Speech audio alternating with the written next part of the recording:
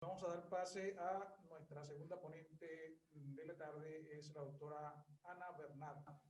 La doctora Ana Bernal es médico especialista en anestesiología, especialista en analgesia y anestesia regional guiada por ecografía. Además es máster en analgesia y anestesia regional guiada por ecografía de la Universidad de Salamanca, España, y es presidente del capítulo de anestesia regional de la Sociedad Peruana de Anestesia, Analgesia y Reanimación.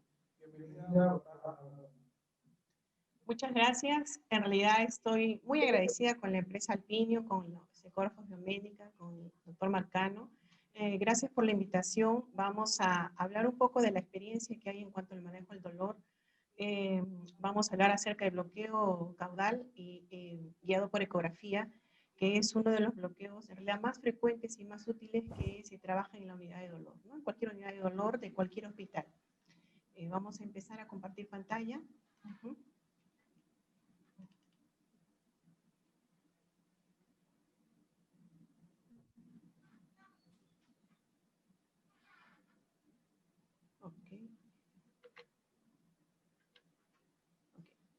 Entonces, en esta ocasión vamos a hablar del abordaje caudal guiado por ecografía, guiado por el ultrasonido. Nos vamos a enfocar en cuanto al manejo del dolor crónico, el paciente con dolor crónico, aquellos pacientes que tienen un dolor pues, mayor de 3 meses, como lo establece la IAS. En realidad, el abordaje caudal es un abordaje que inicialmente no es nuevo. Esto se creó y se describió en 1901, se hizo inicialmente por reparos anatómicos, se hizo inicialmente en población adulta, se vio que funcionaba muy bien hasta 1917, que empezó a haber una serie de fallas, una serie de problemas, y se vieron que estos tenían una serie de complicaciones hasta que se dejó de hacer. En 1940 es que retoma nuevamente este tipo de abordaje. Inicialmente todo fue por anatomía, y actualmente con la revaloración, actualmente con el uso de la ecografía, estos abordajes y en realidad todos los procedimientos se han revalorizado mucho, ¿no? Actualmente tenemos un gran margen de evidencia que nos habla que el uso de anestésico local junto a guías ecográficas son la primera línea de elección en cuanto a los pacientes para tratarlos con dolor agudo y con dolor crónico, ¿no? En general. Como les digo, el abordaje caudal en realidad es una de las técnicas más empleadas en cuanto al manejo y el control del dolor en un paciente con patología lumbar, con patología lumbosacra en general, ¿no? Vamos a ver en realidad que tiene una serie de indicaciones que son muy útiles, que usando actualmente un ecógrafo podemos resolver grandes tratamientos y grandes patologías de nuestros pacientes. Les traigo este artículo que en realidad es muy bueno, que es una revisión, una de las revisiones más grandes que he encontrado acerca de lo que es abordaje caudal y guiado por ecografía. En realidad son desde el 1966 hasta el 2011, en que nos mencionan una serie de bondades acerca de este tipo de abordaje. Como les decía, bueno, la conclusión en realidad de este ensayo que fue publicado en 2012, que en realidad estos son ensayos clínicos que tienen un gran nivel de evidencia, en que nos habla que ya sea la inyección de corticoides, o sea la inyección de anestésicos locales a nivel caudal y guiados por ecografía, tiene una efectividad de hasta el 100%, ¿no? Entonces, esto es lo que actualmente se ha revalorizado con el advenimiento del ultrasonido.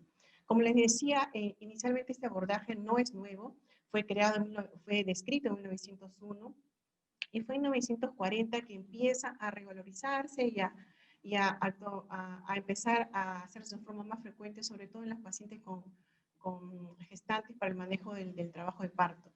Se dejó de hacer durante muchos años por la gran variante anatómica que actualmente existe, ¿no? Actualmente ya hay muchos trabajos que nos hablan de disección cadavérica, muchos trabajos en los que se han establecido resonancias magnéticas, y es lo que vamos a ver. En realidad este es un abordaje que no es muy difícil de hacer.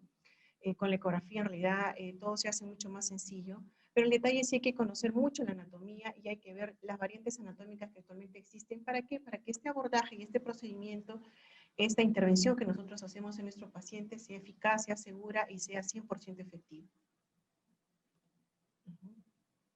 Bueno, en el 2003, en realidad, el doctor Cocle y colaboradores es que usa el ecógrafo y es donde este procedimiento gana una gran popularidad porque se hace, como les menciono, muy efectivo con el uso de la ecografía, ¿no?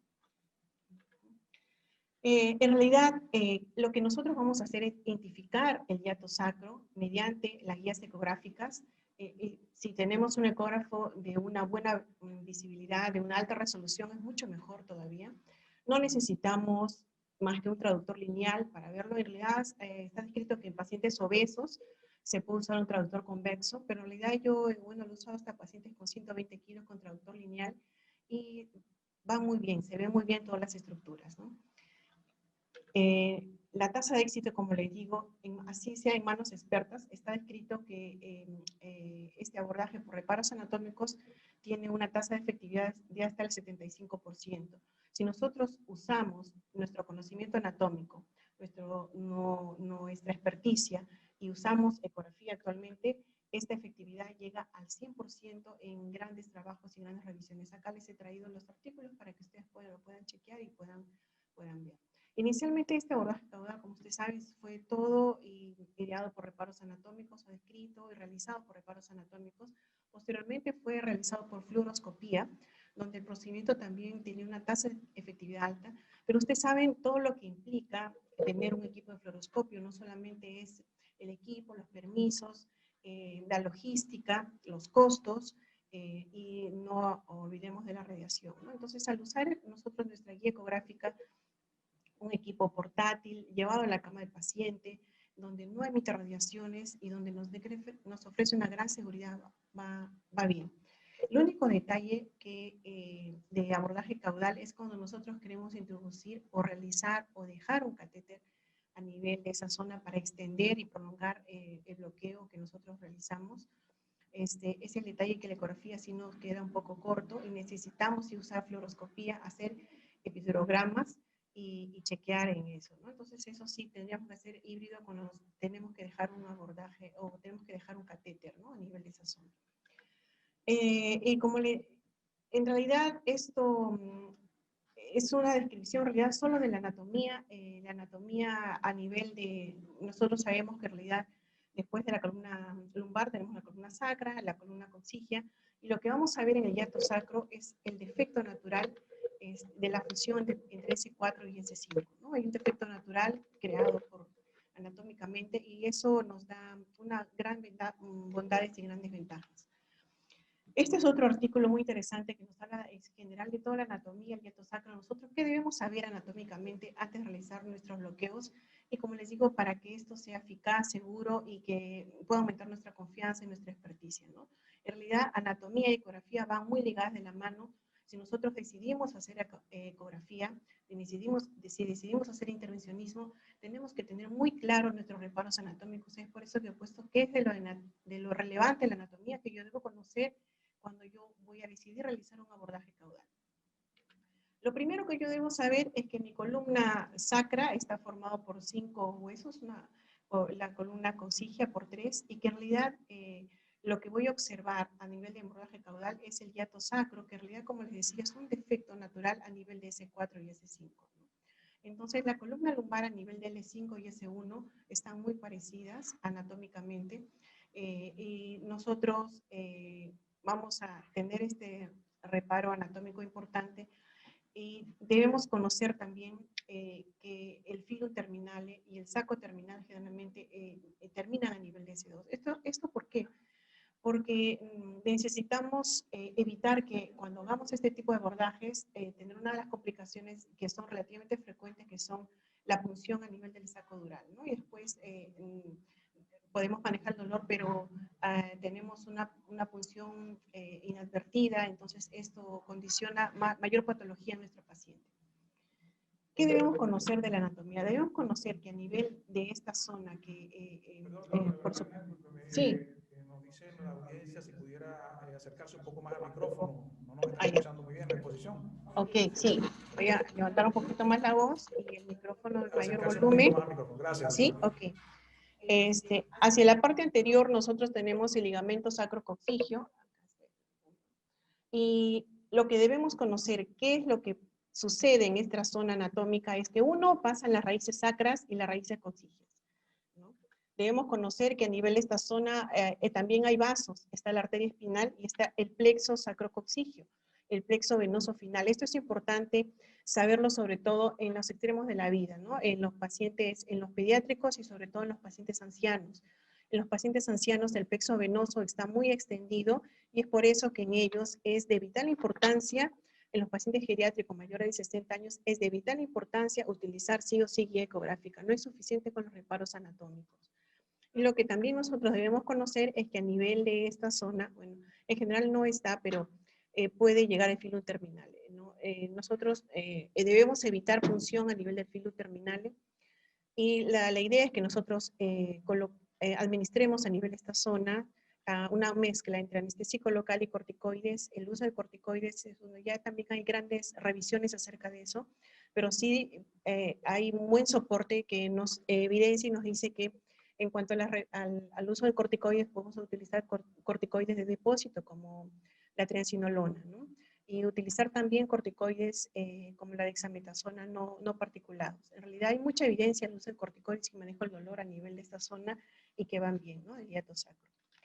Entonces, ¿qué es lo relevante que nosotros también debemos conocer? Nosotros sabemos y hemos revisado desde la época de pregrado, desde la época de que, bueno, hacemos la residencia en anestesia, en general, ¿no? Cuando estamos haciendo la especialidad, que este abordaje se puede hacer fácilmente por reparos anatómicos palpando los cornetes sacros.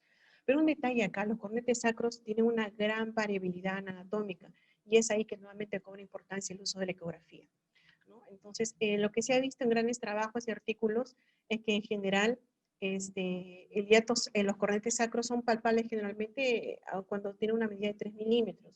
Y hay investigadores como Seguchi y colaboradores que encontraron que solo el 19% era palpable bilateralmente y solo el 25% era palpable unilateralmente. Es decir, que tenemos casi un 80% de cornetes sacros que no son palpables. Si nuestro primer reparo anatómico es la palpabilidad de los cornetes sacros y al no palparlos, entonces no tenemos a veces un fundamento como para guiarnos para hacer los reparos anatómicos, ¿no? Entonces, ese es un punto. ¿No? Otro punto que hay otro investigador, Agarwal, y colaboradores igual, que nos dice que el 55% fue bilateralmente palpable y el 24% unilateralmente palpable. Con esto nos hablan que en realidad casi la mitad de los cornetes sacros que nosotros palpamos, los podemos o sea, hay un porcentaje del 50-80% en general en varios trabajos en que nosotros sí podemos palpar los cornetes sacros. Entonces, cuando no los podemos palpar, ahí viene el problema. Entonces, nuestros reparos anatómicos no van, ¿no? Otro detalle importante en cuanto a la anatomía relevante es que nosotros a nivel de esta zona del hiato sacro debemos conocer que esta distancia pequeñita se denomina el ápex del hiato sacro. Entonces, ¿por qué es importante eso? Porque ese ápex del diámetro del hiato sacro tiene una medida. Esa medida que se ha establecido ecográficamente y que generalmente en algunos pacientes está fusionada. Es un porcentaje muy bajo, pero sí está fusionada. Y es decir, esta medida mide milímetros, mide de 4.6 en grandes estudios, más o menos 2 milímetros. Es decir, estamos hablando entre 4 a 5 milímetros. Es decir, cuando tenemos agujas grandes, como por ejemplo la TOWI, que en algunos casos está descrito hacerlo con TOWI, no es lo conveniente. Yo generalmente cuando decido hacer este tipo de abordaje lo hago con aguja espinal, la número 22, más pequeñitas, o con, si no, aguja número 23, ¿no? En pacientes delgados. El hiato sacro, como les decía, a nivel de esta zona del lápiz, que es de vital importancia conocer estos diámetros. En algunos casos se ha visto que cuando este diámetro es menor de 3.7 mililitros, en algunos trabajos han mencionado que ya hay dificultad en colocar la aguja a nivel de esta zona. Y sobre todo cuando el espacio es tan pequeñito como 1.6 mililitros, se vuelve mucho más dificultoso a pesar del uso ecográfico, ¿no? Y como les decía, hay una incidencia del 2 al 3% en que este espacio está totalmente cerrado. Es decir, este ápex del hiato sacro va a tender a disminuir también con la edad. Es decir, en pacientes geriátricos o mayores de 65 años, nosotros vamos a tener cada vez un ápex del hiato sacro más pequeño y eso va a hacer nuestro trabajo un poco más dificultoso en la población geriátrica. cuarto detalle que debemos conocer para evitar complicaciones posteriores después de este tipo de abordaje es a qué nivel se encuentra el saco dural. En realidad, estos son de revisiones anatómicas que les puedo mostrar. En realidad, el saco dural se extiende en general hasta S2, que es lo que debemos saber, hasta al nivel sacra S2. ¿Y esto por qué? Porque cuando entramos a nivel del ápice del hiato sacro, existe una distancia también que debemos conocerla y es importante no llegar a perforar el saco dural para no tener luego problemas posteriores, ¿no? Eso en población geriátrica a veces no lo vemos mucho, pero sí cobra vital importancia en población adulta joven, menor de 40 años, ¿no? Entonces nosotros hacemos una punción dural y este paciente tiene un dolor asociado, que es ya la cefalea por punción dural, ¿no? Y el otro detalle anatómico importante es la distancia que hay entre el ápice del hiato sacro y el espacio dural, y esto ha variado en realidad de acuerdo al fenotipo de cada cultura. Es decir, en realidad no tenemos trabajos en el Perú realizados de la distancia exacta a la que debemos saber, pero sí hay trabajos en India, en Turquía, en Gran Bretaña, y en general nos hablan que la India, que es una población muy parecida a la nuestra, nos hablan que esta distancia entre el ápex del hiato sacro y el saco dural varía entre 3 a 4 milímetros, es decir, es una distancia también muy pequeñita y muy corta. En el trabajo de resonancia magnética en Gran Bretaña nos hablan de una distancia que varía entre 6 a 7 milímetros, es decir, ¿por qué? Porque esto también tiene que ver con la talla del paciente, ¿no? Nosotros con la etnia, sino con la talla, y generalmente nosotros tenemos que tener una talla corta comparada con la europea, ¿no? En Turquía nos hablan que una distancia de entre 4 y a 5 milímetros. Entonces, esta anatomía y estos pequeños reparos anatómicos que he traído un resumen, es importante que nosotros lo conozcamos al momento de hacer este abordaje caudal, ¿no? Y otro detalle importante es todas las variaciones que nosotros podemos observar, son variaciones anatómicas, y esto gracias a la disección de cadáveres, que actualmente es muy bueno para la docencia. En realidad, si hacemos disección cadavérica, está comprobado que cada vez estamos aprendiendo más de anatomía, y eso que la anatomía está escrita pues hace 300 años, se está revalorizando todo con el uso de la ecografía en realidad. Nosotros podemos observar grandes variaciones anatómicas. Por ejemplo, en el esquema A tenemos un hiato sacro en forma de U invertida. En el esquema B tenemos un hiato sacro en forma de B invertida. A nivel de la zona de C tenemos en realidad uno irregular. Al nivel del esquema D tenemos una M, una forma de M, hiato sacro. Acá tenemos una espina bífida descrita, y acá tenemos una descrita como una forma de pesas, ¿no? La expresión norteamericana y nos habla de toda esta variabilidad anatómica que es importante que nosotros debemos conocerla. Entonces, ¿en qué casos está indicado hacer un abordaje caudal? En realidad, el abordaje caudal va a ayudar en general en muchas patologías a nivel del dolor lumbar.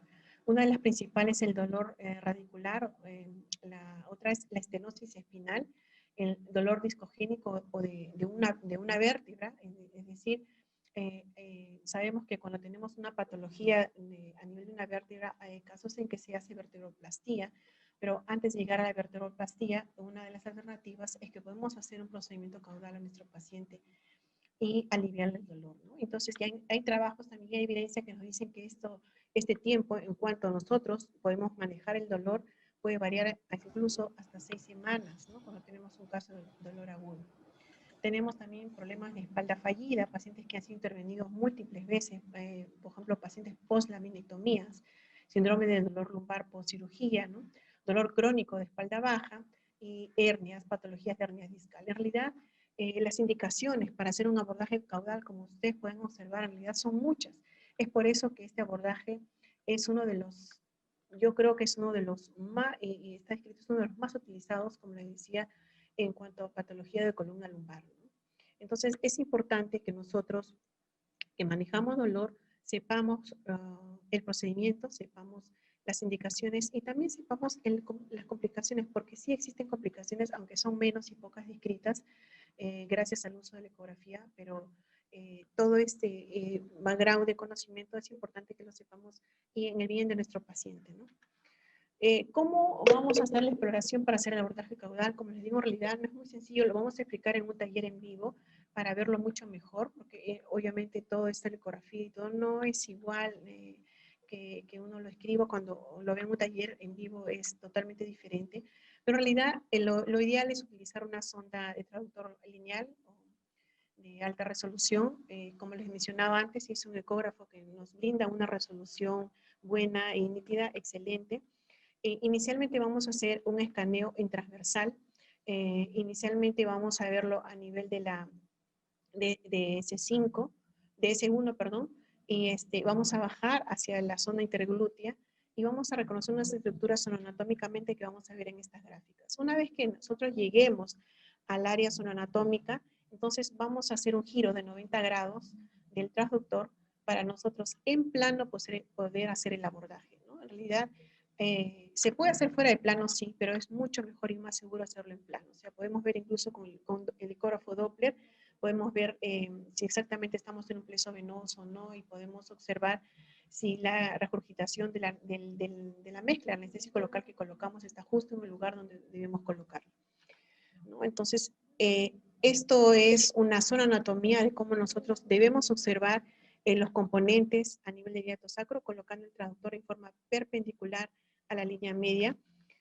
Y nosotros lo primero que tenemos que reconocer son los cornetes sacros. Lo que reconocíamos cuando hacíamos los reparos anatómicos, bueno, lo primero que tenemos que reconocer es eso cuando hacemos con ecografía, los cornetes sacros. Y los cornetes sacros en realidad van a observarse como unas estructuras hipercoicas, como dos ojitos, en algunos casos mencionan como los ojitos de sapo, de rana, bueno, cornetes sacros. Vamos a identificar una línea también hipercoica, que es la membrana sacrococcígea, ¿no? El ligamento sacrococcígeo, que es una línea hipercoica muy marcada, a diferencia de la parte posterior del sacro, ¿no? Que también es una línea hipercoica, acá por la sombra y por la toma de la foto no se ve tan claro, pero en realidad, ¿qué nos va a diferenciar del ligamento sacrococcígeo en la pared posterior del sacro? Es que a nivel de esta zona, como sabemos, hace un refuerzo acústico porque es hueso y hay una sombra acústica. Entonces nosotros tenemos esta zona anatomía con el traductor lineal o de alta frecuencia en forma transversal a la línea media, digamos, a nivel de la línea interglútea un poquito más arriba podemos tener esta zona, ¿no? Desde arriba hacia abajo, hacia la parte externa, hacia la parte interna, pero lo importante es reconocer esta estructura, ¿no? Una vez que nosotros reconocemos esta estructura, reconocemos el hiato sacro, que es esta línea hipoecogénica que podemos ver entre el ligamento sacrococcígeo y la pared posterior del sacro. Este es el hiato sacro y es aquí donde debemos nosotros administrar nuestros fármacos, nuestro anestésico local con la fórmula que nosotros hemos decidido realizar para nuestro paciente en el volumen también adecuado para el paciente, ¿no? El volumen de anestésico local. Entonces, la técnica de punción, como yo les digo y les menciono, es mucho mejor y más seguro hacerlo en plano. Nuestra idea es que el anestésico local llegue a nivel de hiato sacro cuando nosotros giramos el traductor en ángulo de 90 grados, ¿no? Que es esta imagen. Acá tengo otra foto que es mucho mejor. En realidad, una vez que he colocado el traductor en transversal, voy a hacer el giro hacia 90 grados, ¿no? Colocarlo en paralelo hacia la línea media. Y entonces, este es el giro que estamos viendo, el traductor lineal, ¿no? Estamos girando, estos son todavía los cornetes sacros, estamos girando el traductor, ¿no? El traductor está de esta forma y lo estamos girando en 90 grados, ¿no? Y esto es lo que al final nos queda una vez que tenemos el traductor en 90 grados. Y acá vamos a identificar nuevamente estructuras, y lo importante es que esta estructura hipercoica que siempre se mantiene arriba es la membrana del ligamento sacrococcígeo. Este es el espacio del hiato sacro, y es ahí en plano donde debe entrar nuestra aguja de bloqueo, ¿no? Nuestra aguja. Generalmente puede ser una hoja de bloqueo corta de 5 milímetros, puede ser una hoja espinal de 22G, puede ser una hojita de 23, en realidad. Generalmente son hojas pequeñas las que se emplea. Yo personalmente, en forma particular, no empleo el lactóbico porque, como les digo, este espacio que tenemos es un espacio muy pequeñito y muy reducido. A veces la TOWI pues nos queda justo, y sobre todo cuando vemos pacientes ancianos, ¿no? Y lo importante, una vez que lleguemos a esta zona, es tener Doppler, ¿no? Esa es la importancia también que nuestro ecógrafo tenga Doppler. Hacemos Doppler para ver que no haya regurgitación o no estemos en un plexo venoso, y también reconocer el saco dural, no pasarse y más allá del saco dural. Eso es de vital importancia, ¿no? el sacrodural, no debemos seguir. Entonces el anestésico local se va a depositar en esta zona con un abordaje en plano, ¿no? ¿Cuánto colocar de anestésico local? Eso va a depender de la patología del paciente, de la talla del paciente, de la edad del paciente. O sea, no es una cantidad única de volumen de anestésico local y formulaciones o de farmacología que se administra. Eso va a depender mucho de varios factores. Y podemos colocar desde 8 mililitros en total hasta un volumen de 20 mililitros, pero generalmente son volúmenes grandes que se colocan, ¿no? Y esto es para asegurar la analgesia adecuada y sobre todo la prolongación en el tiempo de la analgesia, ¿no? Entonces, la eficacia y seguridad de hacer un abordaje caudal nos ayuda mucho en la guía ecográfica. Como les digo, reduce la inyección intravascular casi al 100%. Tenemos una precisión y una eficacia del 100% de efecto en trabajos de revisiones sistémicas. Tenemos menos pinchazos de la aguja, ¿no? Menos, por esta gran variabilidad anatómica que hay. Acuérdense que en muchos de nuestros pacientes no vamos a poder palpar los hiatos sacros. El índice de obesidad, por ejemplo, otra de las cosas importantes, ha aumentado mucho y eso es a nivel mundial. Acá en Perú tenemos pacientes que llegan 100, 120 kilos, entonces hacer una palpación por reparos anatómicos se nos hace muy complicado. Entonces ahí es lo que nos ayuda la guía ecográfica, ¿no? Es un procedimiento relativamente sencillo, conociendo todos los reparos anatómicos, y lo bueno que no hay radiación, excepto, bueno, como les digo, cuando se hace epidurograma, cuando se coloca contraste en la zona, cuando hago fluoroscopía, y eso es cuando yo quiero dejar un catéter. Es decir, ¿yo puedo dejar un catéter en el espacio caudal? Sí, sí, definitivamente sí, y todo, como les digo, va a depender de qué patología tiene mi paciente. Sobre todo funciona mucho el catéter para espaldas fallidas, para síndromes post-laminectomía, para pacientes que están con dolor crónico pero severo y constante, ¿no? Entonces yo necesito una prolongación de la analgesia y coloco catéter a nivel del abordaje caudal.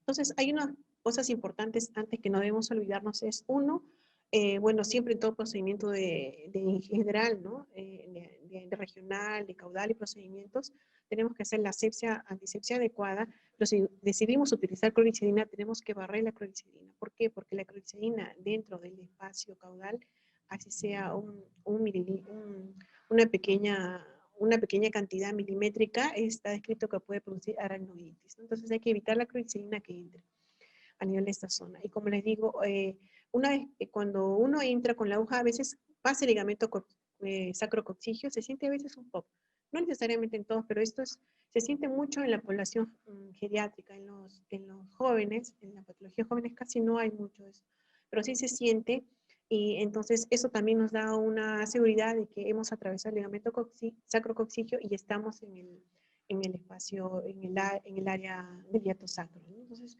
otro asunto importante es ver la punta de la aguja. Eso es clave en todo procedimiento que se hace con ecografía. Nosotros no debemos avanzar más allá si es que no vemos la punta de la aguja, ¿no? Acuérdense que esa distancia entre el ápice del hiato sacro y el sacrodural es una distancia milimétrica, pequeñita, entonces debemos evitar eso.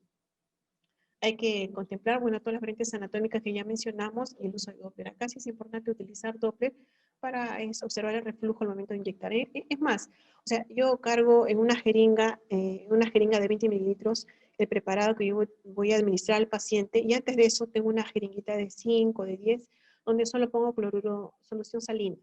¿Y esto por qué? Porque una vez que está en el espacio, coloco un centímetro nomás de solución salina, hago Doppler, y esto para observar el reflujo, ¿no? Y darme el margen de seguridad de que no estoy en un plexo venoso. Después de eso retiro y coloco ya la fórmula, le digo fórmula porque es muy variable, y esto va a ser, depende de si nuestra patología es para manejo de dolor agudo o dolor crónico, para hasta cuándo yo quiero extender la analgesia en mi paciente, ¿no? Entonces, actualmente yo utilizo anestésico local, corticoides particulados en manejo de dolor crónico. Estoy utilizando dexmedetomidina, que me va muy bien junto a esta formulación. Y hay trabajos, incluso son ensayos clínicos, pero todavía no son revisiones sistémicas, que se puede utilizar otros fármacos coadyuvantes a nivel de esta zona, y todo con el objetivo de prolongar la analgesia en mi paciente, ¿no? Entonces, acá yo le quiero mencionar primero algo, abordaje caudal. Yo trabajo en realidad en una unidad de dolor crónico en forma privada, y en la parte de dolor agudo. Trabajo mucho con los pacientes posoperados. Y por ejemplo, en el caso de estos pacientes posoperados de laminectomías, que son laminectomías, son cirugías instrumentadas con un alto score de dolor en el posoperatorio. Entonces, ya saben que una de las bases actualmente del manejo del dolor agudo dentro del cuadro de analgesia multimodal es hacer abordajes o procedimientos. Entonces, yo hago mucho abordaje caudal en poslaminectomías instrumentadas para manejo del dolor agudo, ¿no? Y esto también con el objetivo de evitar el dolor crónico postoperatorio. En este tipo de cirugía que son cruentas, que son largas, se ha visto que hay una incidencia de 30 a 40% del dolor crónico postoperatorio, y después van los pacientes a síndromes postlaminectomías, etc. Entonces, para evitar eso, pongo todo el énfasis en tener una analgesia adecuada durante el perioperatorio, ¿no? No solo es durante el postoperatorio, el perioperatorio, el intraoperatorio, y en el postoperatorio hago un abordaje caudal, ¿no? Entonces, en este caso, por ejemplo, en este caso era una paciente que tenía, especialmente se hizo énfasis en ella porque era una paciente que, aparte de ser operada, una laminectomía instrumentada, que son cirugías generalmente largas, que ya de por sí ya tenía score para probablemente hacer dolor crónico postoperatorio. Acuérdense que las cirugías que se prolongan más de 3 horas ya tienen como un check, un score para ser un probable paciente con dolor crónico postoperatorio, ¿no? Otra de las causas es que esta paciente tiene antecedente de fibromialgia. La fibromialgia es ya una entidad conocida que en general causa un dolor nociplástico, que hay una sensibilización en toda la paciente, y es un poco difícil abordar ese tipo de pacientes, sobre todo en cirugías grandes y postoperatorio, ¿no? A esta paciente en realidad la manejamos así. El volumen total que se le administró en abordaje caudal acá fue de 20 mililitros, y puse una combinación de bupi al 0,25%, dexametasona y desmetomidina, ¿no? Dexmetomidina en ella generalmente pongo 0,10, 0,12 microgramos por kilo, que equivale más o menos a 8 o 10 microgramos de dexmetomidina. Son cantidades muy pequeñas, pero que van muy bien. En el postoperatorio la seguimos y esta paciente estuvo con paracetamol horario endovenoso cada 8 horas y petina 30 miligramos de rescate. En realidad el rescate no lo utilizó hasta el día y medio que ya estaba ya deambulando, pero fueron rescates ocasionales de petidina, ¿no? En general fue muy bien. Imagínense, hacemos un abordaje caudal en el postoperatorio para ese tipo de cirugías con paracetamol endovenoso y con todo el antecedente de la paciente va muy bien, ¿no? Entonces acá podemos observar en esta imagen los cornetes, los sacros, la membrana sacrococcígea. Acá sí observamos bien la pared posterior del sacro, y esta pequeña imagen es el hiato sacro, ¿no? Entonces, acá estamos ya con el traductor en paralelo al eje de la columna, y estamos a punto, ya tenemos acá nuestro material para hacer el abordaje en plano, ¿no? Que es lo que yo recomiendo. Que en general la literatura lo recomienda, ¿no? No solo yo. Y donde van bien, ¿no? El detalle es que es en realidad todo el énfasis de este manejo del dolor crónico. El paciente con dolor crónico es un paciente totalmente distinto a un paciente con manejo del dolor agudo. ¿En qué es distinto? Distinto en todo, el paciente con dolor crónico existe una sensibilización central. El paciente con dolor crónico tiene una serie de neurotransmisores liberados, una serie de patología de fondo, tiene un estado emocional totalmente diferente. Entonces, cuando tenemos, por ejemplo, en este paciente, que fue uno de los que yo vi, que este paciente era un señor con un dolor lumbar severo, ingresó por la emergencia con una lumbalgia de un EVA de 8 a 10. En la resonancia nos informan que hay deshidratación a nivel de las vértebras, pero también nos informa que hay una alteración muy marcada a nivel vertebral, ¿no? Y esto generalmente corresponde a IL-5. Este paciente obeso, inundarlo de analgésicos opioides, pues ya no era la alternativa, ¿no? En él se hizo un abordaje caudal y el paciente fue bien, fue bien, pero al paciente con dolor crónico no es suficiente hacer intervencionismo, hay que utilizar y hay que hacer desensibilización central. Y esto solo lo he dejado como, digamos, como una palabra compuesta, pero en realidad desensibilización central en el paciente con dolor crónico involucra una serie de abordajes. Hay que al paciente dar inmunomoduladores, al paciente hay que hacer terapia, hay terapia cognitiva, terapia psicológica, al paciente con problemas de dolor crónico y sobre todo los problemas lumbares están asociados muchos cuadros de depresión o de ansiedad, ¿no? Entonces, manejarlos en ellos siempre es un reto para todos los especialistas que hacemos dolor. Bueno, en este caso, a este paciente, yo puse, en general, para pacientes con dolor crónico, pongo una combinación de levobupivacaína al 0,125%, triancinolona, corticoide particulado, 40 miligramos, desmetomidina, que para mí es una maravilla, pero la desmetomidina hay que ver que es un alfa agonista que es dosis dependiente, es decir, que mientras más dosis yo coloca, tengo mayor prolongación del efecto deseado. Entonces aquí potencio, cuando tengo pacientes con patología crónica, potencio el uso de desmetomidina, doy un poquito más, que es casi el doble a 0,25 microgramos por kilo, que es más o menos equivalente a entre 15 a 20 microgramos de desmetomidina, el doble de lo que coloco en dolor agudo, y sumado a inmunomoduladores, ¿no? Entonces, estos pacientes van bien. ¿Cuánto tiempo están sin dolor? Podemos tenerlos, podemos tenerlos desde una semana hasta 6 meses. Y esto va a depender de una serie de cuadros de factores del paciente. Pero sí hay que citarlos, hay que verlos al control al mes, ¿no? Hay un detalle importante que quiero mencionar, que actualmente hay mucha evidencia acerca de la lidocaína, como lidocaína, que es anestésico local, como evitar la recidiva en cuanto a los cánceres metastásicos. Y esto sobre todo se ha dado para colon, para mama y para próstata. Y actualmente hay pacientes que no tienen antecedentes oncológicos, utilizar levobupi, ¿no? Pero en pacientes que hay un antecedente de cáncer, es mejor utilizar lidocaína, ¿no? Hay una evidencia actual que nos habla del gran uso de la lidocaína. Lidocaína tiene un efecto no solo analgésico, antiinflamatorio, antiarrítmico, antiagregante plaquetario. Se está revalorizando actualmente el uso de lidocaína, no solamente como procedimiento intervencionista, sino también como endovenoso. Se está utilizando mucho lidocaína endovenoso. Esto es para manejo del dolor y esto es dentro del cuadro de analgesia multimodal y también va para el cuadro de sensibilización central. O sea, todo nuestro conocimiento, toda nuestra experticia, tenemos que sumarlo mucho a nuestro paciente con patología de dolor crónico, ¿no? Porque siempre manejarlos a ellos es un reto para todos, ¿no? Que va bien. ¿Cuánto de volumen colocar? En este caso, este paciente, le coloqué de volumen 14, 15 mililitros, ¿no? Cuando tengo pacientes muy geriátricos o de talla corta, sí he llegado a utilizar menor volumen de la combinación hasta 8 mililitros, ¿no?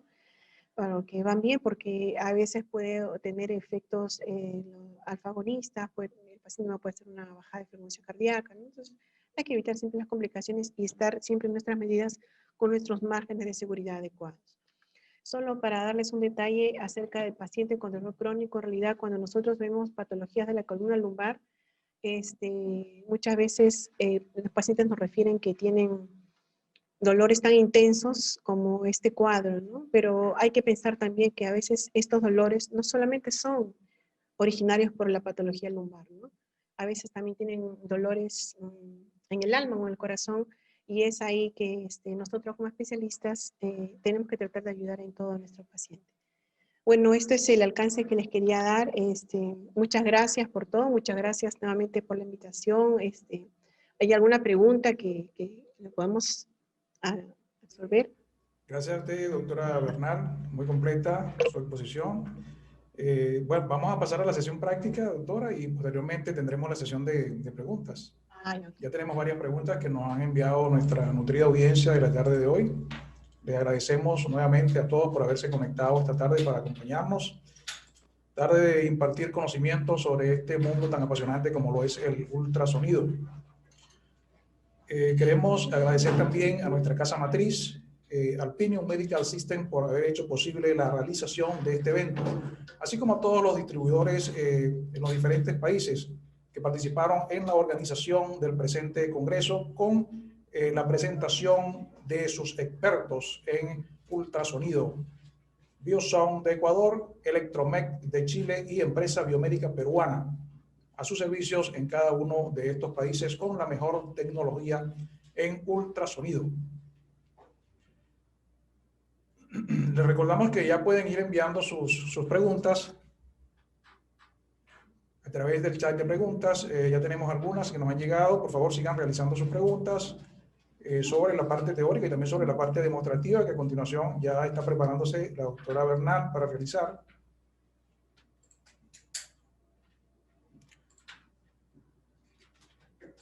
La demostración va a ser realizada con un ecógrafo EQ8 Diamond de la casa Alpinium. Acá lo podemos ya observar en pantalla.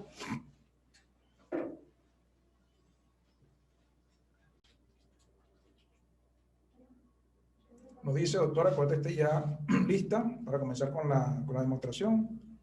Ok.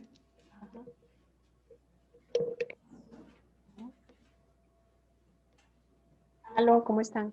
Ya, vamos a hacer ahora un taller práctico acerca de cómo encontrar un abordaje caudal. En primer lugar, hacemos ahí nuestro paciente tiene que estar en el decúbito dorsal perdón, en decúbito prono. Está descrito como la posición de Kraske, ¿no? El paciente relajado con las piernas abiertas. Para tener un mejor abordaje a nivel de esa zona, nosotros hemos colocado una almohadita debajo del paciente. Ahora, si el paciente no puede colocarse en esta posición por el dolor tan intenso a nivel de la zona lumbar o en general de la patología de la columna que el paciente presente, hay que hacerlo de cúbito lateral, ¿no? Pero en realidad de cúbito lateral siempre es un poquito más dificultoso. Lo que yo sugiero y lo que yo hago cuando el paciente está con dolor lumbar severo es coloco una vía endovenosa y pongo un analgésico de acción rápida como fentanilo, ¿no? Al menos que a dosis bajas, sí, obviamente, para que me tolere al menos la posición y pueda yo realizar el escaneo y adecuadamente el abordaje. Entonces, una vez que el paciente está en posición de Kraske o boca abajo, nosotros utilizamos el traductor, ¿lo observamos? ¿Estamos? Utilizamos el traductor lineal. La cámara está acá. Utilizamos el traductor lineal y una vez que utilizamos el traductor lineal, nosotros, yo siempre trato de verificar cuál es nuestra orientación, cuál es la parte externa, ¿no? ¿Por qué? Porque es importante, porque a nosotros que hacemos intervencionismo, vamos a orientarnos mejor y por ahí es donde va a entrar la aguja de bloqueo. Entonces, esto es una imagen espejo. Toco un poquito acá. ¿No? Entonces, lo primero que vamos a hacer es, vamos a hacer un escaneo.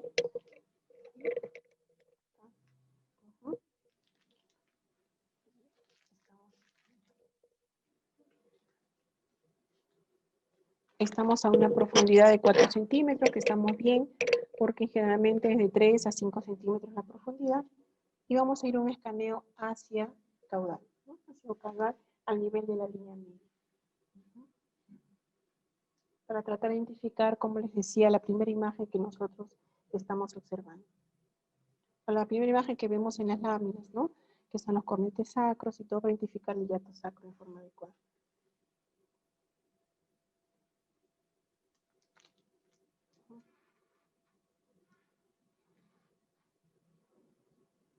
Entonces, qué bonita imagen, ¿no? Y acá la tenemos. Estamos casi llegando a la línea interglútea. Como ustedes ven, yo antes no he tocado anatomía, no he palpado los reparos anatómicos, que inicialmente son acuérdense de los cornetes sacros. No los he tocado, no los he palpado, de frente he colocado el transductor y nosotros podemos tener esta imagen, que es una imagen muy linda. Voy a congelar la imagen y vamos a describirla. Y acá estamos viendo desde el cursor desde arriba hacia abajo. Acá está, perfecto. Este es piel, tejido, este es piel en todo nuestro paciente. El paciente es un adulto, 55 años aproximadamente, varón, tejido celular subcutáneo, ¿no?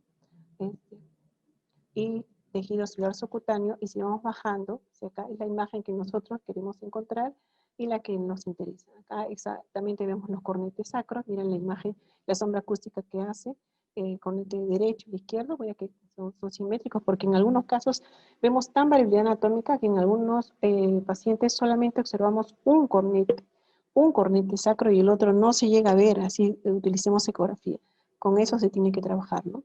Entonces vemos la membrana sacrocoxigia, que es una membrana hipercoica, vemos en la parte posterior del sacro, que atrás hace la sombra acústica, y este espacio, este es el espacio del hiato sacro, ¿no? Ahí es donde nosotros debemos llegar. En alguna, mucha literatura recomienda que hagamos la punción de la aguja y de ahí voltear el traductor. Para lo que yo hago yo por una forma práctica es que una vez que estoy ahí, coloco la aguja una vez que ya estoy en plano. Es mejor porque si no se me mueve mucho la imagen y me demora más el procedimiento. Es decir, estamos en esta zona, vamos a deslizar y vamos a voltear el traductor dándole un giro de 90 grados paralelo a la línea media, ¿no?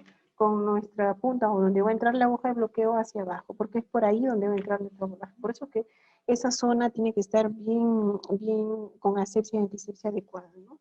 Entonces vamos a otra vez tener la imagen, tenemos el hiato sacro, no, tenemos los cornetes, el hiato sacro, y vamos a girar en forma de 90 grados.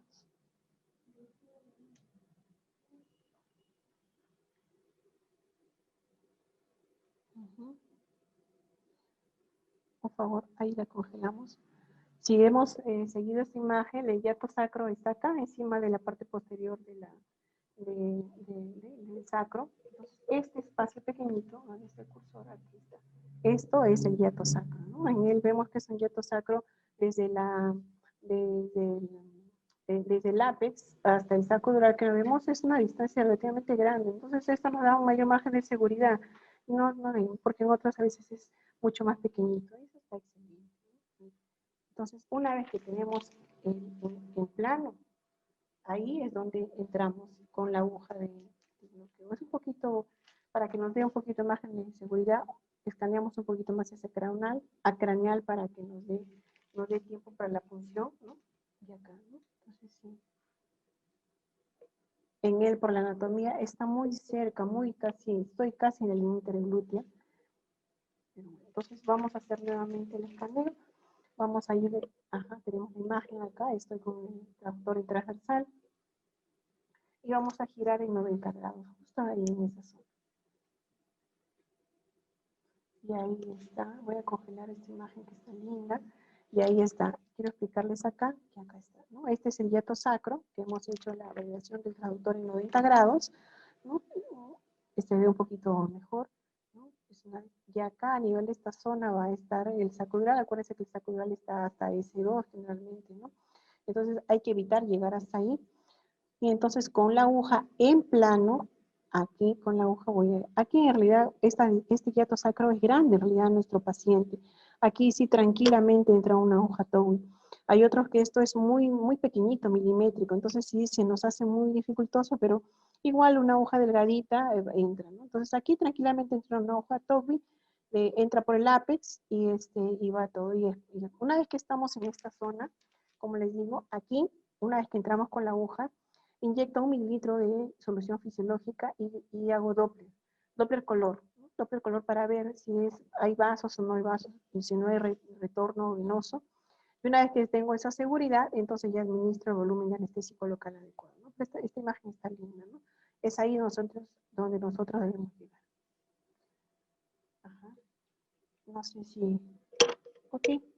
En realidad no es muy complicado. O sea, en realidad mientras más una anatomía, mientras más pacientes tengamos, en realidad por nosotros es mucho mejor, vemos mucho más variabilidad.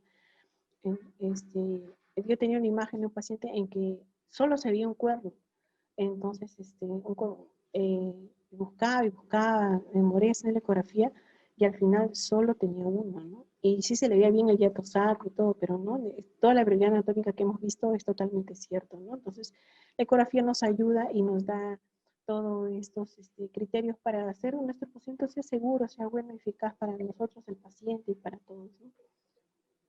Gracias.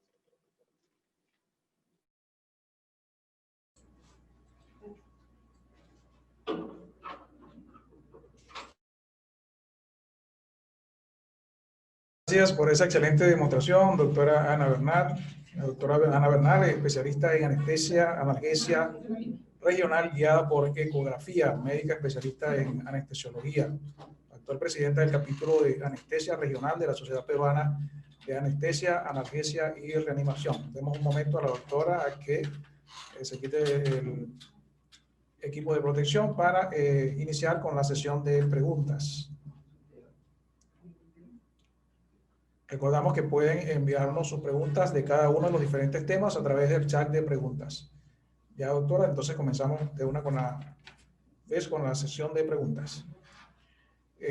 Nos preguntan, doctora, ¿se puede colocar catéter de infusión en el espacio caudal?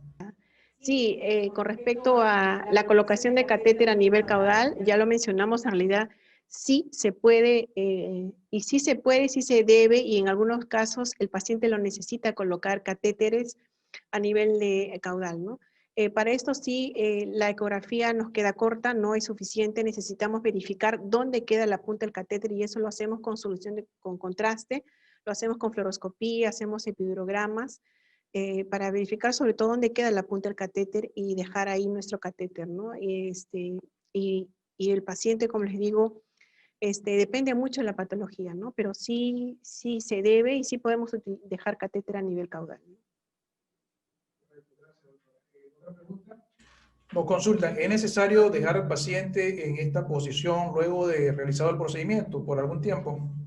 Ya, les cuento, mire, yo generalmente estos pacientes hago mucho en la parte privada. En la parte privada los pacientes, les hago, antes de eso los examino, los veo. Les voy a contar por una anécdota de un caso muy pequeñito para generar un ejemplo. Tenía una paciente, una señora de 81 años, que ingresó con mucho dolor a la consulta. Tanto era el dolor que ni podía caminar adecuadamente. No podía flexionar el cuerpo hacia adelante, no podía lateralizar las piernas. Había mucho dolor, incluso decía que hasta cuando estaba parada había dolor.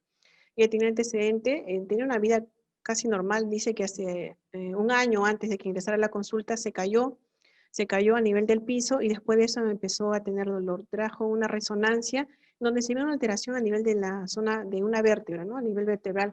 Cuando ella tuvo ese accidente, le plantearon hacer verteplastía, pero como ella dijo, no, es una cirugía, lo dejó ahí. Y quedó con un dolor crónico y constante que fue agudizándose y fue aumentando cada vez más. Esta paciente le hizo un abordaje caudal. Por la edad, a ella solo le puse 8 mililitros de la formulación y la paciente inmediatamente después del procedimiento estuvo sin dolor. No fue uno de los casos en realidad que se los menciono porque es uno de los que más representativos creo fue. En realidad no es necesario dejar a la paciente mucho tiempo ahí.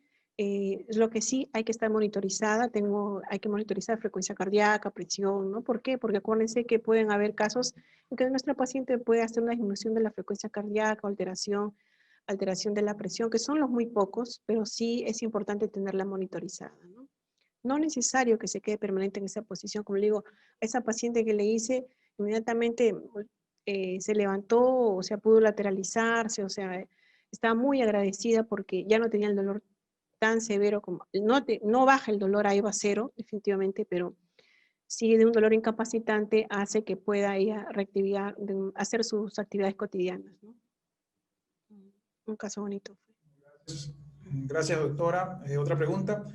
¿Hay estudios en población peruana sobre las variantes anatómicas del hiato sacro? Ya. Estaba haciendo una revisión bibliográfica y no he encontrado estudios. Lo que sí, eso sería un reto en realidad para todos los que hacemos dolor, ver cómo va nuestra población anatómicamente y con el uso de ecografía, ¿no? Si encontramos las mismas variantes que hemos en la población de India, ¿no? Lo que pasa que no, ¿por qué comparamos mucho con la población a nivel India?